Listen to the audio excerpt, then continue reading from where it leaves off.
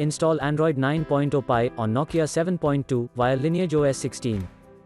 Please check the description for important notes and all the download links. First download ROM and GApps packages, then transfer the downloaded files to the phone storage, link is in the description below. Step 2.